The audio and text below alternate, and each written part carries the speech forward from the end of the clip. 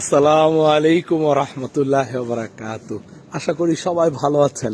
আপনাদের কাছে একটা চমৎকার বার্তা নিয়ে আসলাম যে ইতালিতে আমরা বাঙালিরা প্রচুর পরিমাণে আলহামদুলিল্লাহ এগিয়ে যাচ্ছি। ইতালিতে যে কোনো সেক্টরে আলহামদুলিল্লাহ বাঙালিরা তারা তাদের কাজ মেধা দিয়ে এগিয়ে যাচ্ছে। আমরা আরও একটু ভালো থাকতে পারতাম যদি ভাষাটা আর একটু ভালো করে পারতাম।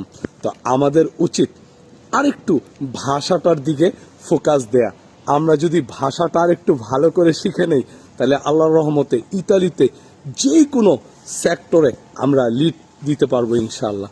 কারণ আমরা কাজে মেধায় সব দিক দিয়ে সব দেশের চেয়ে এগিয়ে আলহামদুলিল্লাহ। আমরা কিন্তু অনেক মেধাবী, তবে আমরা একটু পিছিয়ে গেছি যে ইতালিয়ান ভাষাটা একটু আমরা দুর্বল।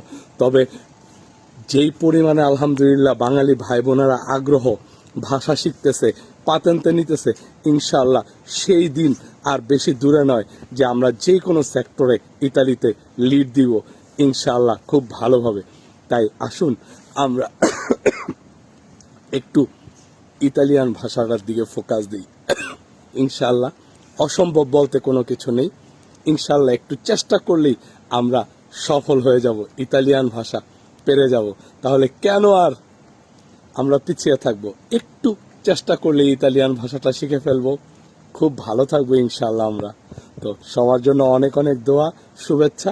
আমার জন্য আপনারা দোয়া করবেন আমি যাতে চেষ্টা করে বাঙালিদের সহজে ইতালিয়ান ভাষা কিভাবে শেখানো যায় আরও কাজ করতে পারি। তো ভালো থাকবেন, নিজের যত্ন নেবেন, ভালো থাকবেন। আসসালামু আলাইকুম ওয়া রাহমাতুল্লাহি ওয়া বারাকাতুহু।